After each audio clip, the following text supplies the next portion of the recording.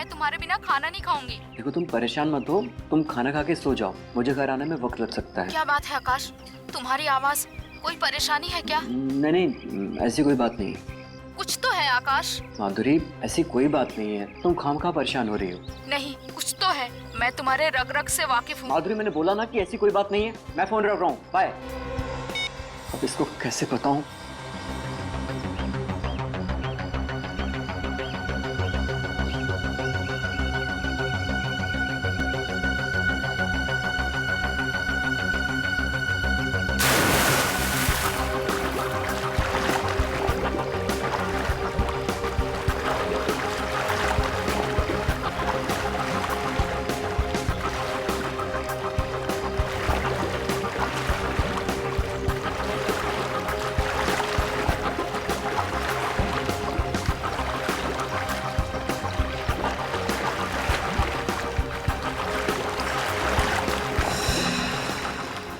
क्या हो रहा है?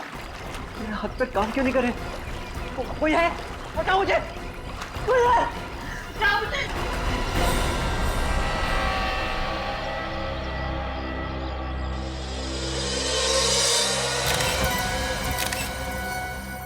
ये सब कैसे हो गया? संभालिए अपने आप को। मुझे तो पहले ही पता था सर, ये कुछ ना कुछ गड़बड़ जरूर है। अगर मैं यहाँ पहले आ गई होती तो आकाश जिंदा होता। क्या मतलब? सर, आकाश के मरने से पहले मेरी उससे फोन पे बात हुई थी। उसकी आवाज से लग रहा था जैसे वो किसी चीज को लेकर बहुत परेशान है। आकाश ने आपको बताया नहीं कि ये किस बात को लेकर परेशान था? नहीं सर, मैंने इनसे पूछने की बहुत कोशिश की, लेकिन इन्होंने मुझे कुछ नहीं बताया सर। और सर, सबसे अजीब बात तो ये है कि आकाश कोई मामूली स्विमर नहीं था, स्टेट लेवल का स्विमर था। क्या? स्टेट लेवल का स्विमर था ये? हाँ सर, उसने बहुत सारे मेडल्स भी जीते थे। सर, इसीलिए उनके आसपास कोई गार्ड नहीं था। तो सर फिर इस आकाश की मौत हुई कैसे? मैं भी वही सोच रहा हूँ। ये आकाश स्टेट लेवल का एक्सपर्ट स्विमर था, तो पानी में डूब के कैसे मर गया? पहले ये पता करना होगा कि इसकी परेशानी की वजह क्या थी।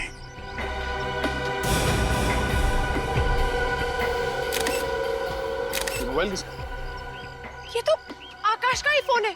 निखिल, तो देखो, देखते हैं इसके मोबाइल से कुछ पता चलता है क्या।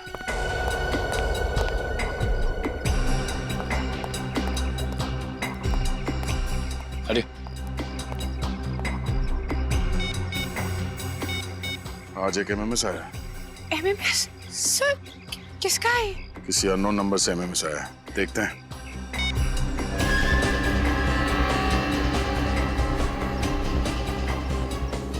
अरे सर, ये जो आदमी डूब रहा है, ये आकाश ही है। हाँ? सर, अगर आकाश की परेशानी की वजह ये एमएमएस है, तो जिस वक्त उसे ये एमएमएस मिला उस वक्त तो ये जिंदा था। फिर ये एमएमएस शूट कैसे हुआ होगा? ये चेहरा आकाश का दिख तो रहा है, और मुझे लगता है ये आकाश है नहीं। आकाश नहीं है? क्या मतलब? मतलब ये है कि ये धर किसी और का है और इस पे सर आकाश का चिपकाया गया है। ऐसा हो सकता है? बिल्कुल हो सकता है फ्रेडी।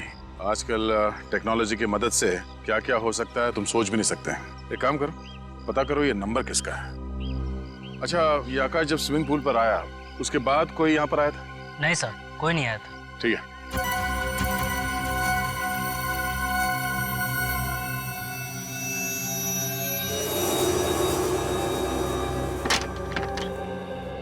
जी तारिका जी, क्या बताना चाहती हैं आप अशोक के खून के बारे में? भाई साहब, ये तारिका जी नहीं, मैं बताऊंगा। सर, मैं तारिका जी से बात कर रहा हूँ, आप बीच में घुसे चले आ रहे हैं। मैं बीच में इसलिए घुसा चला आ रहा हूँ क्योंकि रिपोर्ट मेरे पास है, इसलिए मैं बताऊंगा। अच्छा, रिपोर्ट आपके पास है?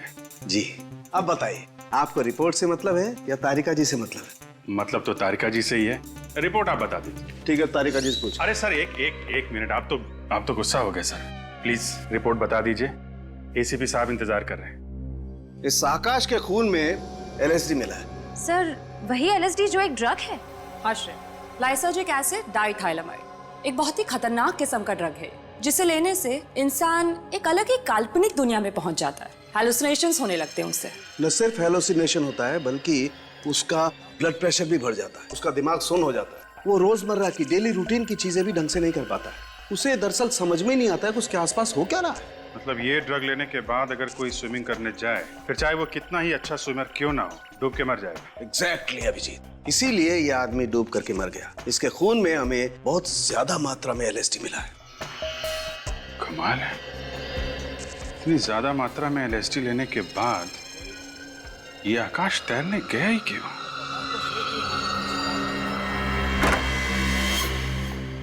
समझ में नहीं आ रहा है कि ये लोग नशे के चक्कर में फंस कैसे जाते हैं। 2 पल के नशे के चक्कर में आकाश ने अपनी जिंदगी गंवा दी और अपने परिवार वालों का भविष्य अंधेरे में धकेल दिया। सर फिर भी अभिजीत, मुझे लगता है कि आकाश ने वो ड्रग नहीं लिया था, उसे ड्रग दिया गया था। ड्रग दिया गया था ताकि जब वो स्विमिंग करने जाए तो डूबकर मर जाएगा। सर ये काम जरूर उसी का होगा जिसने आकाश के मोबाइल पे वो वीडियो भेजा था। विनीत, क्या पता चला MMS के बारे में? सर निखिल गया है मोबाइल कंपनी पता करने के लिए। अभिजीत, मुझे तो लगता है जिसने भी आकाश को ये MMS भेजा ना, वो ना सिर्फ उसे डराना चाहता था, बल्कि ये बताना चाहता था कि आकाश देख, मैं तेरे साथ ये करूंगा। और फिर वैसे ही किया, उसे डुबो के मार दिया। हाँ निखिल, उस नंबर का पता चल गया? किसका नंबर है वो? ओके सर, उस नंबर का पता चल गया जिससे आकाश को वो MMS भेजा गया था। किसका नंबर है वो? सर कोई स्मिता कुमार है, वो ND नगर में रहती है। ND नगर? अभिजीत, तुम आकाश के घर जाओ और पता लगाओ कि किसने आकाश को ड्रग्स दिया और कैसे दिया। Okay sir. और मैं और विनीत, हम स्मिता कुमार के घर जाते हैं। स्मिता कुमार।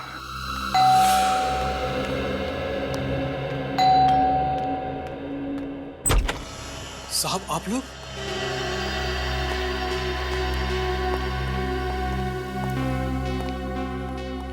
माधुरी जी, आपने हमें बताया क्यों नहीं? आपके हस्बैंड ड्रग्स लेते थे, LSD। आकाश ड्रग्स लेते थे? आप तो ऐसे चौंक रही हैं जैसे आपको इसके बारे में कुछ पता ही नहीं है। क्या कह रहे हैं सर? आकाश तो सिगरेट और शराब के नाम से भी नफरत करते थे, और आप लोग कह रहे हैं कि आकाश ड्रग्स लेते थे? सचिन, पंकज, चेक करो घर।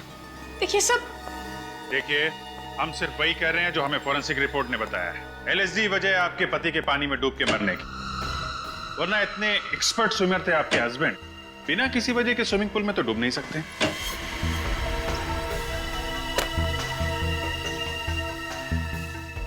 देखिए सर, आकाश और मैं 8 साल से एक साथ रह रहे थे।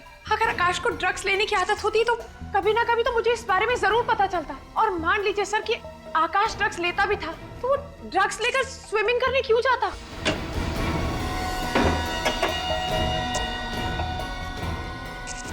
तो आप ये कहना चाहती हैं कि किसी और ने आकाश को ड्रग्स दी, शायद खाने पीने की चीजें मिला के, धोखे से? ऐसा हो सकता है सर, पर ऐसा कौन करेगा? जहाँ तक मुझे पता है सर, आकाश की किसी से भी कोई दुश्मनी नहीं थी। दुश्मनी तो थी माधुरी जी, वरना कोई धमकी भरा MMS क्यों भेजता आकाश को?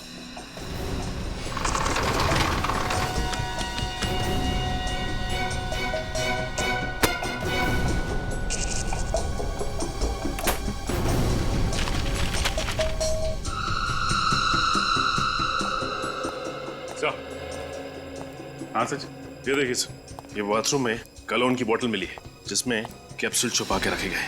ये देखिए, लगता है LSD है ये। इसका मतलब है कि आकाश चोरी छुपे ड्रग्स लेता था? आकाश के कॉलोन की बोतल में ड्रग्स, और इसके बारे में आपको कुछ भी पता नहीं है? आप मुझ पे शक कर रहे हैं? ये ड्रग कैसे आई? ये तो डॉक्टर सुरेश को पता होगा। डॉक्टर सुरेश? हाँ सर, आकाश को जब भी कोई प्रॉब्लम होती थी तो वो उन्हीं के पास जाता था। डॉक्टर सुरेश?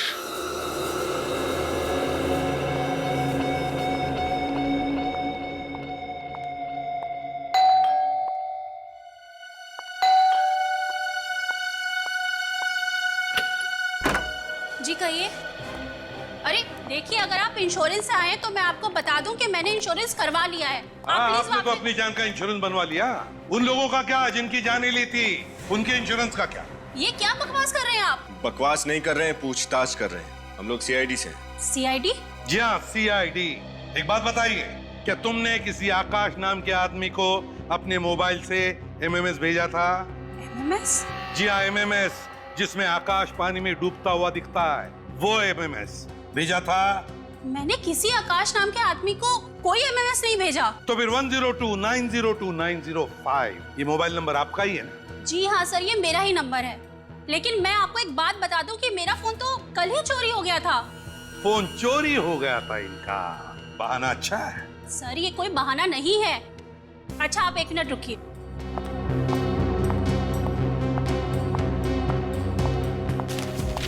ये देखिए सर, मैंने अपने फोन के चोरी होने की रिपोर्ट भी लिखवाई थी। कहाँ चोरी हुआ था आपका मोबाइल? सर आकांक्षा मॉल के पार्किंग लॉट से। अगर आपका फोन चोरी हो गया था तो आपने मोबाइल कंपनी से कहकर अपना सिम ब्लॉक क्यों नहीं करवाया? मैंने उनको सिम ब्लॉक करने के लिए बोला था, लेकिन पता नहीं उन्हें इतना टाइम क्यों लगा। पता नहीं इतना टाइम क्यों लग गया, क्या करेगी बेचारी। खैर जरा बताइए, आपका ये मोबाइल चोरी हुआ कैसे, जरा हम भी तो सुने। सर मैं आकांक्षा मॉल के पार्किंग लॉट में फोन पर बात कर रही थी, तभी एक आदमी अचानक पीछे से बाइक पर आया और मेरा फोन चोरी करके भाग गया। अचानक मोटरसाइकिल पर आया और उसने आपका फोन छीन लिया और भाग गया, तो फिर आपको कुछ ना कुछ तो याद होगा ही। उस आदमी का चेहरा या फिर मोटरसाइकिल का नंबर या फिर किस तरह की मोटरसाइकिल थी या फिर कोई खास बात, कुछ तो याद होगा। सर हाँ? मुझे सिर्फ इतना याद है कि वो एक लाल रंग की स्नोडेन बाइक पर था और उसकी बाइक की टंकी पर एक जलती हुई खोपड़ी का स्टिकर लगा हुआ था। आकांक्षा मॉल का पार्किंग लॉट, लाल रंग की स्नोडिल बाइक और उसकी टंकी पर जलते हुए खोपड़ी का स्टिकर। डॉक्टर सुरेश। जी हाँ, कहिए। हम लोग सीआईडी से हैं। लेकिन सीआईडी वालों का हमारे क्लिनिक में क्या काम? आकाश आपका ही पेशेंट था? आकाश वो स्विमर? जी हाँ, वो स्विमर, उसकी मौत हो गई। आकाश की मौत हो गई? मगर कैसे? पानी में डूबने से।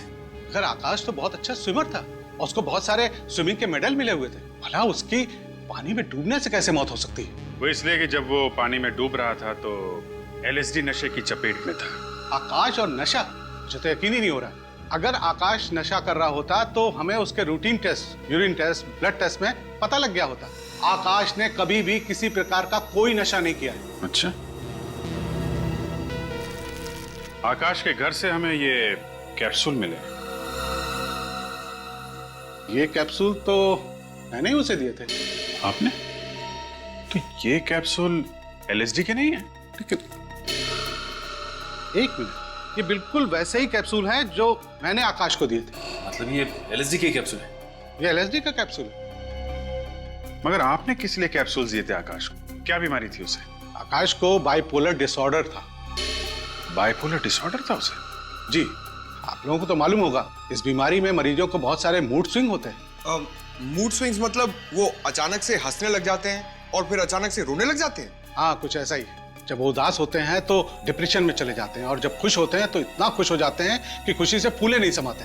इसीलिए आकाश के मूड को काबू में रखने के लिए हमने वो वाले मूड स्टेबलाइजर के कैप्सूल दिए थे। और किसी ने उन कैप्सूल्स की जगह ये एलएसडी वाले कैप्सूल्स रख दिए। और ये काम आकाश के कोई करीबी ही कर सकता है, और उसके सबसे करीब उसकी बीवी माधुरी है।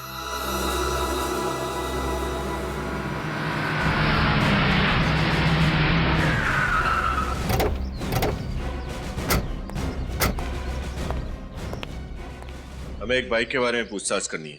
पूछताछ करना चाहते हैं साहब? ये कोई पूछताछ केंद्र थोड़ी ना है साहब। मेरे पास फालतू टाइम नहीं है, टाइम पास करना है तो कहीं और जाइए। सीआईडी का नाम सुना है कभी? माफ कीजिएगा साहब, गलती हो गई। तब बताओ, कल दोपहर को 1 बजे एक आदमी आया था बाइक पर, उसने एक औरत का मोबाइल चुराया और फिर भाग गया। वो कुछ याद आता है? लाल कलर की स्नोडिल बाइक थी और उसकी टंकी पर एक स्टिकर लगा हुआ था जली हुई खोपड़ी का। हाँ साहब, याद आया साहब। मैंने मेम साहब के साथ उस बाइक वाले का पीछा करने की कोशिश की थी, लेकिन साहब वो भाग निकला। उस आदमी का चेहरा देखा तुमने? कुछ याद है उसके बारे में? साहब उसने हेलमेट पहन रखी थी, इसलिए मैं चेहरा नहीं देख पाया। उसे गाड़ी का नंबर तो नोट करके रखा होगा? हाँ साहब, नंबर है। बताओ जल्दी। कल दोपहर को 1 बजे साहब ये रहा, ये ATZ BT 0197। ATZ BT 0197। RTO को फोन करो, उनसे कहो यहाँ पर भी एक बाइक दिखे या मिले तो तुरंत हमें इन्फॉर्म करने के लिए। सर आप पहले भी तो घर की तलाशी ले चुके हैं, दोबारा क्यों लेनी है तलाशी? माधुरी जी, आपको मालूम था कि आकाश को बाइपोलर डिसऑर्डर की बीमारी थी? आकाश को बाइपोलर डिसऑर्डर था। जी हाँ, डॉक्टर सुरेश ने हमें सब कुछ बता दिया है। मगर सर, अगर आकाश को बाइपोलर डिसऑर्डर था तो उसने मुझे बताया क्यों नहीं, छुपाया क्यों मुझसे? पीछे चिपका रहेगा क्या? जरा वहां जा। ताज्जुब तो हमें भी हो रहा है कि आपको ये बात पता कैसे नहीं है। कोई पति अपनी पत्नी को इतनी बड़ी बीमारी की बात क्यों नहीं बताएगा? ऐसा कैसे हो सकता है कि आपको इस बीमारी के बारे में कुछ भी नहीं मालूम? सब मेरी तो कुछ भी समझ में नहीं आ रहा है। सब मैं, आप लोगों को अभी भी ऐसा लग रहा है कि ये सब कुछ मैंने किया है? सब एक काम कर, बाहर जा, मेरे लिए चाय बना के ला और साथ में बिस्किट लेके आ, भूख लग रही है मेरे को। देखिए माधुरी जी, आकाश अपनी कॉलोन की बोतल में बाइपोलर डिसऑर्डर की दवाई रखता था। वो दवाई किसी ने बदल के उसमें LSD के कैप्सूल रख दिए, जिससे उसकी मौत हो गई। और दवाई बदलने का काम कोई पास वाला आदमी कर सकता है। क्या कह रहे हैं सर? मैं ठीक कह रहा हूँ। आजा, घुस जा इसमें, घुस जा इसके अंदर, पीछे हट।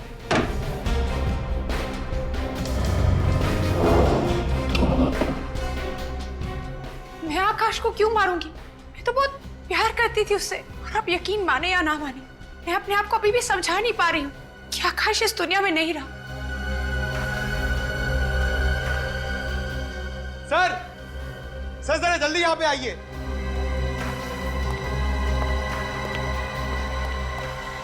हाँ पंकज। सर ये देखिए, इस घड़ी के ऊपर एक कैमरा छुपा के रखा हुआ है। ओह, ये कैमरा सीधे बाथरूम पे नजर रख रहा है। हाँ सर, और ये आकाश जब बाथरूम का दरवाजा खोलकर अपनी दवा खाने जाता था तो ये कैमरा वहां से सब कुछ रिकॉर्ड करता होगा। और इसी बात का फायदा उठाकर खूनी ने उसकी दवाओं से वो LSD के कैप्सूल्स बदल दिए, जो कि दिखने में बिल्कुल वैसे ही दिखते थे।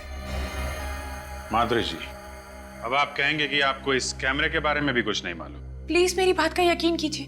मुझे नहीं पता सर कि ये कैमरा यहाँ पर कैसे आया। तुम्हें मालूम है?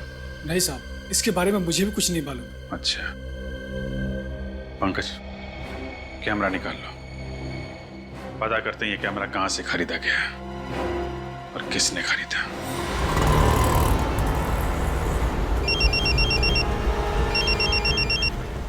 हेलो निशान, बाइक मिल गई? कहाँ पर? त्रिपोलिया बाजार। ठीक है, हम अभी आते हैं। अच्छा, लेकिन हम तुम्हें पहचानेंगे कैसे? पिस्ता कलर का शर्ट पहना है तुमने और डार्क पैंट। ओके विनीत, गाड़ी घुमा लो आप।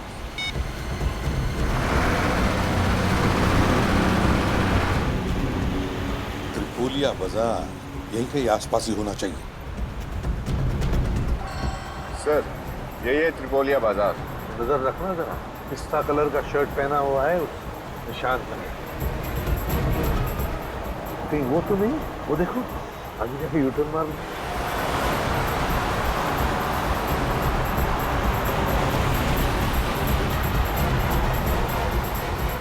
निशान,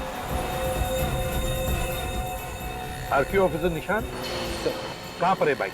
सर वो रही लाल बाइक, और सोसाइटी वालों ने बताया कि आधा घंटा पहले कोई पार करके गया इसे। मालिक कौन है इस बाइक का? शैलेंद्र नाम के किसी आदमी की। सर शैलेंद्र? जी सर। सर पिछले हफ्ते ये बाइक चोरी हुई है। एक हफ्ते पहले बाइक चोरी की गई है। ठीक है निशान, thank you very much, good work. जा सकते हैं। Thank you. विनीत बड़ा चालाक है ये। उसने बाइक चुराई, फिर मोबाइल चुराया, दोनों अलग अलग लोगों का, ताकि उस तक कोई पहुंच न सके। Yes sir. आधे घंटे पहले यहाँ आया है वो, गया कहाँ होगा? ज्यादा दूर नहीं गया होगा। तेरा मैप निकाल, देखे तो सही है त्रिपोलिया बाजार है क्या? हम इस वक्त यहाँ हैं। एक तरफ तो पूरा रेसिडेंशियल एरिया है और इस तरफ सारे ऑफिसेज हैं। सर ये अंदाजा लगाना बहुत ही मुश्किल होगा कि आदमी किधर गया है। हम कहीं जाने वाले नहीं है उसे ढूंढने के लिए। हम यहीं पर रुके रहेंगे, यहीं पर इंतजार करेंगे उसका। जरूर आएगा वो अपनी बाइक लेने के लिए, आएगा जरूर। एक्सक्यूज मी, आप जरा ये कैमरा देखिए। ये आपने बेचा है? हाँ सर, ये कैमरा हमने बेचा है। हम लोग CID से हैं। ध्यान से सोच के बताओ किसे बेचा है। एक मिनट सर। हाँ सर, ये कैमरा हमने हेमंत नाम के आदमी को एक हफ्ता पहले बेचा था। ये हेमंत का नंबर और पता तो होगा तुम्हारे पास? नहीं सर, वो तो नहीं है। आप सिक्योरिटी सिस्टम बेचते हैं और आपके पास उस इंसान का कोई रिकॉर्ड नहीं है? वो सर वो। अच्छा ये बताओ, उसने पैसे कैसे दिए थे?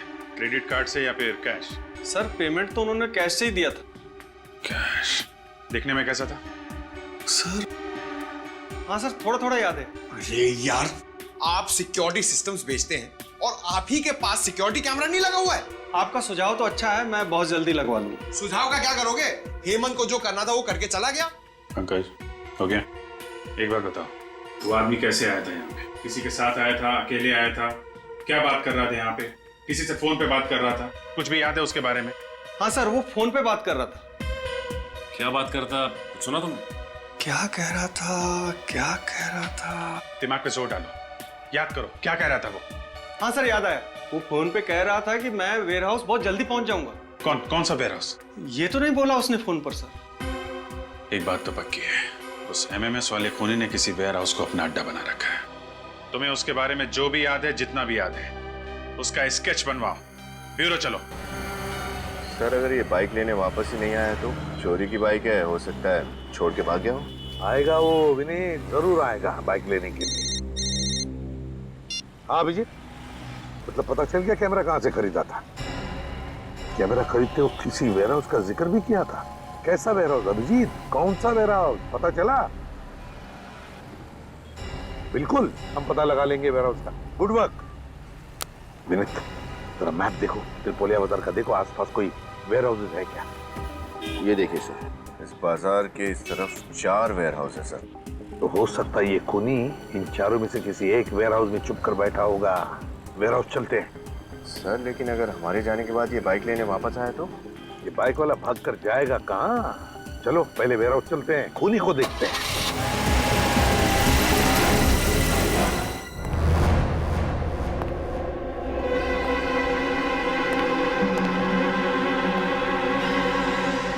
पहले 3 वेयर हाउसेस में तो कोई गड़बड़ नहीं थी। पता नहीं क्यों मुझे ऐसे लगता है कि खूनी इसी वेयर हाउस में मिलेगा। चौकन्ना रहना।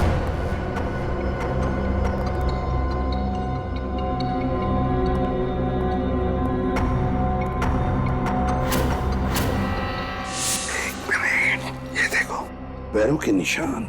सर ये निशान देखकर तो लग रहा है निशान ताजे हैं। हाँ। कोई अभी जल्दी में यहाँ से आ गया है। लगता है खूनी अभी भी यहीं पर है।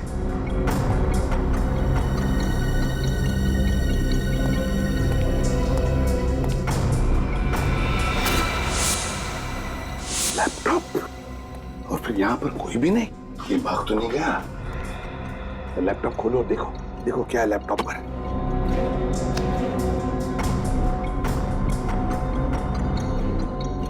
देखा, इस तरह से ऐसे नजर रख रहा था वो आकाश पर। ये कैमरा कहाँ पे लगा है? ये कैमरा तो लिफ्ट में लगा हुआ है। लेकिन आकाश की बिल्डिंग में तो लिफ्ट थी ही नहीं। तो फिर ये जगह कौन सी है? किस बिल्डिंग की लिफ्ट है ये? सर हो सकता है आकाश शायद इस बिल्डिंग में आता जाता था।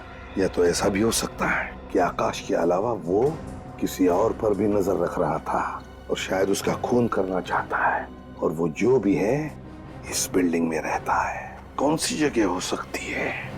ये देखो विनीत, लिफ्ट खुल गई। देखो लिफ्ट के सामने बोर्ड लगा हुआ है, आनंद मोहन हाउसिंग सोसाइटी। इसका मतलब ये आदमी आनंद मोहन सोसाइटी में रहता है। आनंद मोहन सोसाइटी।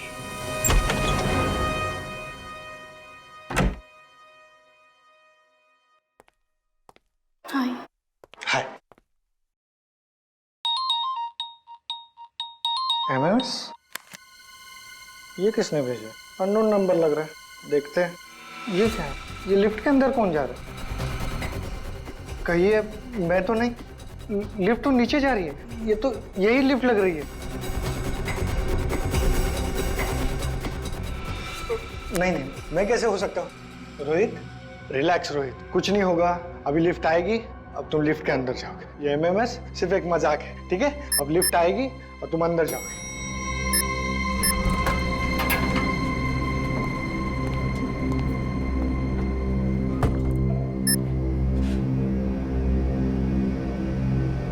मैं तो खामखा डर रहा था, कुछ नहीं हुआ। ये क्या हो रहा है? बचाओ! ये तो ऐसे हो रहा है जैसे कुछ एमएमएस में दिखा था। बचाओ! कोई है? कोई है? लिफ्ट चला!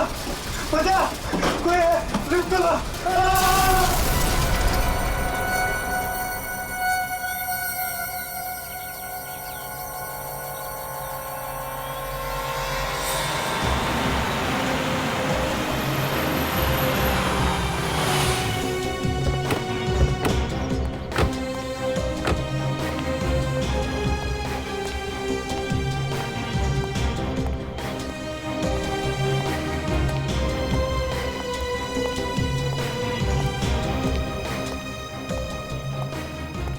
बहुत भीड़ लगी हुई है सर।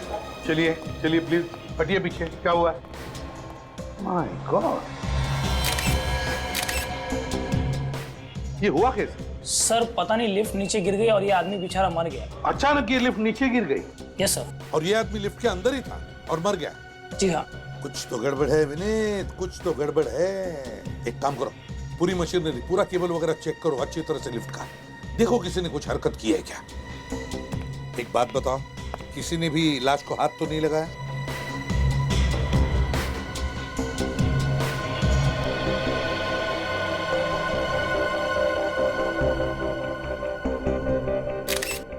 तो Rohit Kumar,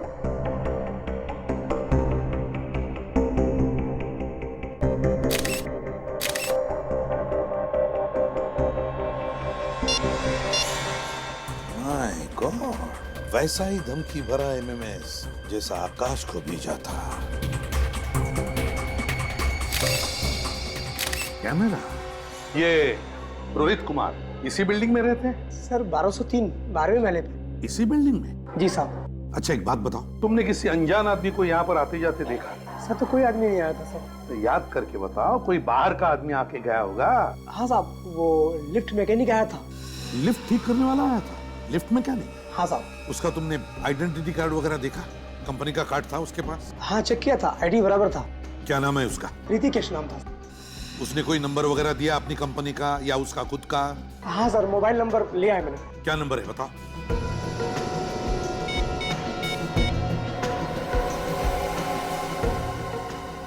damn it, phone उठा नहीं रहा है। जरूर गलत नंबर दिया होगा। सर। हाँ सर, ये लिफ्ट अपने आप नीचे नहीं गिरी, इसके साथ छेड़खानी हुई है। यही शक था मुझे। लिफ्ट मैकेनिक बनकर आया था।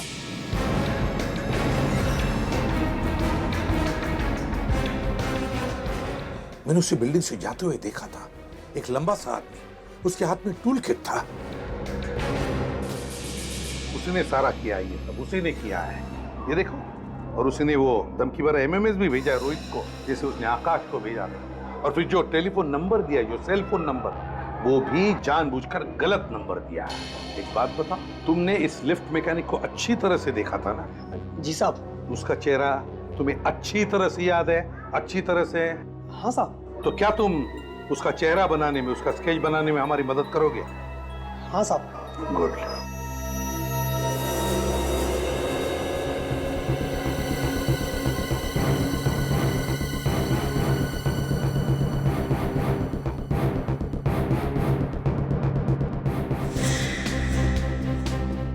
स्केच तैयार हुआ? सर एक लगभग रेडी है, दूसरा तैयार हो रहा है। एक बार दोनों स्केच बन जाए सर, पता चल जाएगा ये दोनों खून आपस में जुड़े हुए हैं या नहीं। है, कनेक्शन है। पहले रोहित और आकाश को एमएमएस भेजा गया, फिर एमएमएस देखने के बाद इन दोनों का खून किया गया। आकाश को पानी में डुबो के मारा गया और रोहित को लिफ्ट में। दोनों के खून में कोई ना कोई संबंध जरूर है। रोहित और आकाश के बारे में पता लगाना चाहिए। सर श्रेया लगी हुई है, बस डिटेल्स लेके आने वाली है। सर। हाँ, दोनों स्केच तैयार हो गए सर। ये स्केच इन्होंने बनवाया और ये स्केच इन्होंने बनवाया। अभिजीत, क्या लगता है तुम्हें इन स्केचेस को देखकर?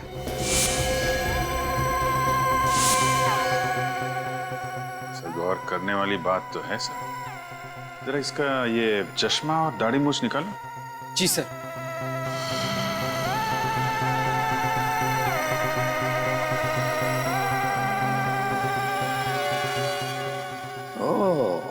तो ये बात है कि दो अलग अलग आदमी नहीं, बल्कि एक ही आदमी है, और इसी आदमी ने वो दो खून किए हैं। विनीत, हमारे क्रिमिनल रिकॉर्ड्स में देखो, देखो कुछ पता चलता है क्या इस आदमी के बारे में। आप लोग भी जा सकते हैं। Thank you very much. जी सर। सर। हाँ। सर, आकाश और रोहित के बीच क्या कनेक्शन है उसके बारे में पता चल गया। अच्छा, क्या? सर, आकाश एमवी के कॉलेज में पढ़ता था और रोहित स्टेनी कॉलेज का स्टूडेंट था। आकाश एमवी के कॉलेज में पढ़ता था और रोहित स्टेनी कॉलेज में? Yes sir. सर 2005 में इन दोनों कॉलेजेस ने अपने थर्ड ईयर स्टूडेंट्स को शिमला भेजा था एक समर कैंप के लिए। आकाश और रोहित दोनों इस समर कैंप में गए थे। Shimla summer camp 2005? ये चक्कर है सर, इस मौत की कहानी का पहला पन्ना समर कैंप में लिखा गया था, शिमला में। और क्या पता चला श्रेया इस समर कैंप के बारे में? सर मैंने MBK कॉलेज के प्रिंसिपल से आज 3 बजे की अपॉइंटमेंट ले ली। सर उसी कॉलेज के एक प्रोफेसर भी उस समर कैंप में गए थे, वो भी आज उस मीटिंग के लिए वहाँ मौजूद रहेंगे। Very good work Shreya, very good work. Sir, हाँ सर मिल गया। सर इसका नाम राजा है, पहले भी बहुत सारे जुर्म किए हैं इसने और कई बार जेल भी जा चुका है। राजा, पता लगाना पड़ेगा इस राजा का महल कहां पर बना है, और फिर MVK कॉलेज से भी पता चल जाएगा क्या हुआ था उस समर कैंप में। नमस्ते सर। आइए आइए, मैं आप लोगों का इंतजार कर रहा था। और ये है यहाँ के प्रोफेसर जिसे आप मिलना चाहते हो। नमस्ते सर। नमस्ते। तो आप ही इन बच्चों को 2005 में शिमला के समर कैंप लेके गए थे? जी। ओके। प्रोफेसर साहब जरा ये फोटो देखिए, इन दोनों को पहचानते हैं आप? हाँ, इसे मैं अच्छी तरह से पहचानता हूँ। ये आकाश है और ये शायद रोहित। अरे वाह, आपकी याददाश्त तो काफी अच्छी है। 8 साल बाद भी आप इनको इनके नाम से पहचानते? दरअसल मुझे सबके नाम तो अच्छी तरह से याद नहीं है, मगर इन चारों के नाम मुझे अच्छी तरह से याद है। 4? कि हमने तो आपको 2 ही फोटोग्राफ दिखाए। इन दोनों के साथ में 2 लड़के और थे उस शिमला वाले समर कैंप में। क्या नाम था उसका? यस, विशाल और अमन। विशाल और अमन? हाँ, अमन उस समर कैंप में ड्रग्स का इस्तेमाल करते हुए पकड़ा गया था। अमन ड्रग्स लेता था? और पकड़े जाने पर उसने आकाश, विशाल और रोहित पे इल्जाम लगा दिया कि वो तीनों उसे फंसा रहे हैं। अच्छा, फिर क्या हुआ? फिर कुछ नहीं। अमन के इल्जाम झूठे साबित हुए और उसके कॉलेज वालों ने उसे निकाल दिया। हाँ, ये चक्कर है। लगता है ये अमन 8 साल के बाद नींद से जागा है बदला लेने के लिए, और इस राजा के साथ मिलकर ये सब खून कर रहा है। प्रिंसिपल साहब, ये रोहित और अमन का एड्रेस मिल सकता है ना? हाँ जरूर इंस्पेक्टर साहब, मैं इन दोनों का कॉलेज से पता करके आपको बताता हूँ। प्लीज जरा जल्दी कीजिएगा, किसी की जिंदगी और मौत का सवाल है।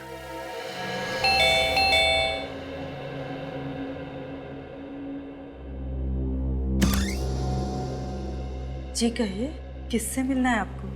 अमन है घर पे? आप अमन से मिलने आए हैं? जी हाँ, हम अमन के दोस्त हैं। आप झूठ बोल रहे हैं। पिछले 8 साल से अमन का कोई दोस्त नहीं है। क्या मतलब? आइए आइए मेरे साथ, इधर आइए।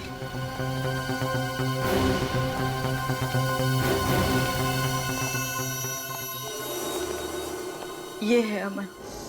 ये क्या हुआ इसे? पहले आप बताइए, आप लोग कौन हैं और यहाँ क्यों आए हैं? माँ जी, हम लोग CID से हैं। एक केस की तहकीकात हमें यहाँ तक खींच लाई। CID case? क्या कह रहे हैं आप लोग? मेरी तो कुछ समझ में नहीं आ रहा। और इन सब चीजों का अमन से क्या लेना देना? 8 साल पहले अमन जिस समर कैंप में शिमला गया था, उसी समर कैंप में आकाश और रोहित नाम के 2 स्टूडेंट्स थे। उन दोनों का खून हो गया। और आपको लगता है कि ये सारे खून अमन कर रहा है? ये तो कुछ बोल भी नहीं सकता, चलकर एक कमरे से दूसरे कमरे में नहीं जा सकता। मेरे कान तरस गए हैं इसके मुंह से माँ शब्द सुनने के लिए। और आपको लगता है मेरा बेटा खूनी है? माँ जी, हम आपकी तकलीफ समझते हैं, मगर क्या आप ये बता सकती है कि इसकी ये हालत हुई कैसे? जिस समर कैंप की आप बात कर रहे हैं, वही समर कैंप मेरे बेटे के लिए अभिशाप बन गया। ड्रग्स का झूठा इल्जाम लगाकर इसे कॉलेज से निकाल दिया गया। फिर किसी दूसरी कॉलेज ने दोबारा इसे लिया नहीं। मेरे बेटे का उज्जवल भविष्य अंधकार में खो गया। तब से इसकी ये हालत है। क्या अमन ने कभी आपको बताया कि ये ड्रग्स का झूठा इल्जाम इस पे किसने लगाया था?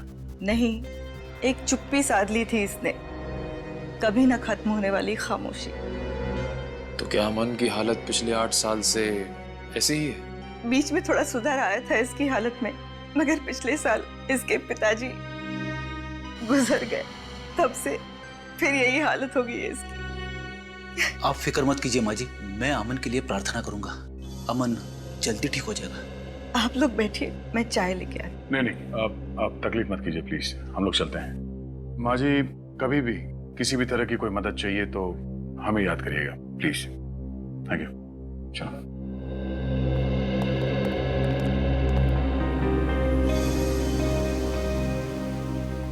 सर, अमन इस हालत में है ही नहीं कि वो किसी का खून कर सके। इसका मतलब कोई ऐसा इंसान है जो अमन की इस हालत का बदला लेना चाहता है। हाँ फ्रेडी, जरूर आकाश, रोहित और विशाल ने अमन को फंसाया होगा।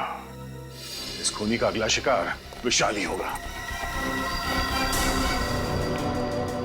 पंकज, बिल बजाओ। बजाओ।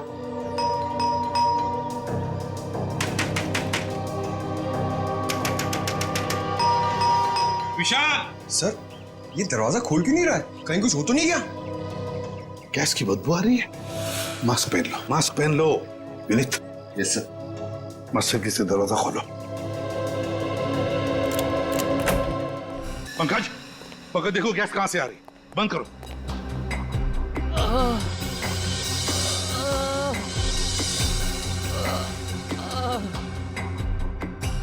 विनीत, किसी की कराने की आवाज आ रही है, शायद उस तरफ से।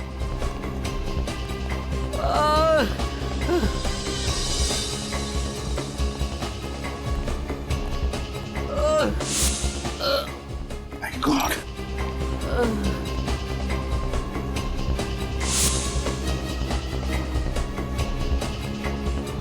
तुम विशाल हो ना?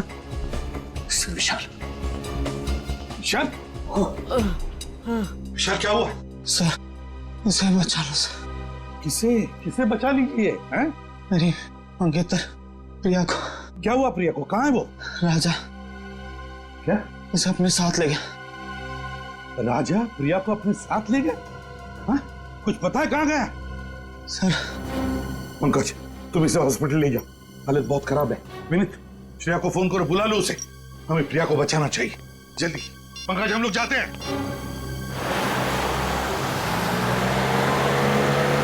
वो देखो, वहां कोई है।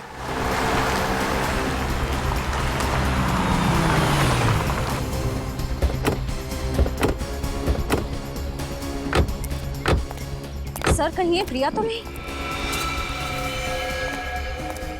प्रिया, तुम ठीक हो? उठो आराम से। आप लोग? हम सीआईडी से। तुम ठीक हो ना? मैं ठीक हूँ। संभालो इसे।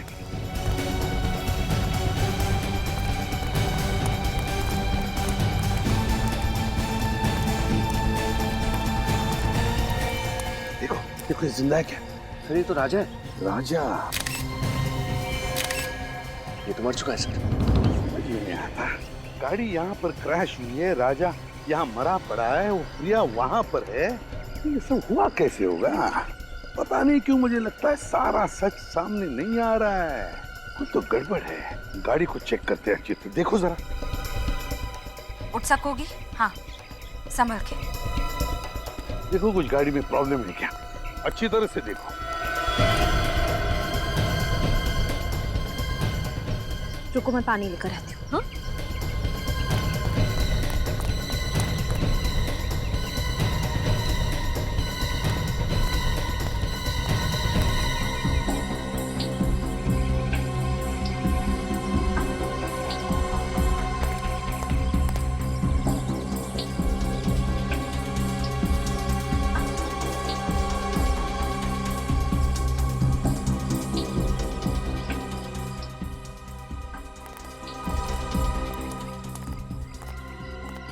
अब कैसी हो? मैं बिल्कुल ठीक हूँ सर। आप लोगों ने मेरी जान बचाई, इसका एहसान मैं जिंदगी भर नहीं भूल पाऊंगी। अरे नहीं, लेकिन ये सब हुआ कैसे? हाँ? मैं और विशाल घर पर टीवी देख रहे थे, तभी अचानक घंटी बजी। मैंने दरवाजा खोला तो ये जबरदस्ती घर के अंदर घुस आया। विशाल को मारने लगा, कहने लगा कि कोई पुराना कर्म है जिसकी सजा इसे चुकानी ही होगी। फिर क्या हुआ? फिर विशाल को अधमरा करके किचन की ओर चला गया गैस ऑन करने के लिए। फिर मुझे जबरदस्ती अपने साथ ले जाने लगा। कह रहा था कि मेरे साथ क्या करना है इसका फैसला उसका बॉस ही करेगा। बॉस? मतलब राजा का कोई बॉस भी है? हाँ सर, मैं बहुत रोई, बहुत चिल्लाई। अपने आप को बचाने की मैंने बहुत कोशिश की, लेकिन ये जबरदस्ती मुझे अपने साथ ले आया। मगर एक बात समझ में नहीं आई कि ये एक्सीडेंट कैसे हुआ? मैंने भी हार नहीं मानी सर। ये ड्राइविंग सीट पर बैठा था, मैंने स्टीयरिंग व्हील इस बड़े से पत्थर की तरफ घुमा दिया। मैं गाड़ी से कूद गई, गाड़ी इस पत्थर से जा टकराई और शायद तभी इसकी मौत भी हो गई। मतलब राजा ड्राइविंग कर रहा था, फिर प्रिया ने पूरी स्टीयरिंग व्हील ऐसे घुमा दी और गाड़ी को क्रैश कर दिया। सर राजा तो मर गया, अब उसके बॉस तक कैसे पहुंचेंगे हम? बॉस तो मिल गया विनीत, बॉस तो सामने ही है। बॉस सामने है? मतलब बॉस सामने है, सामने। विनीत सर ये दोनों सीट देखो। ये सीट तो बहुत आगे है। हाँ, ड्राइवर की सीट बहुत ही आगे है। इसका मतलब समझ गए? विनीत, ये राजा कम से कम 6.25 फीट का आदमी है। क्या वो ड्राइविंग सीट इतनी आगे लेकर वो ड्राइविंग सीट पे बैठ सकता है? ड्राइविंग कर सकता है? ये बात तो है सर। समझ गए? समझ गया सर। आप लोग मुझ पर इल्जाम लगा रहे हैं। मैं भला विशाल पर हमला क्यों करवाऊंगी? बताता हूँ। राजा से आकाश और रोहित का खून करवाया, मगर विशाल बच गया। और अब तुमने राजा को ही मार डाला ताकि तुम तक कोई भी पहुंच ना सके। समझे? रुक! कहाँ भाग रही हो? सबको एमएमएस भेजने का बड़ा शौक है ना तुम्हें? ये रहा तुम्हारा इनाम।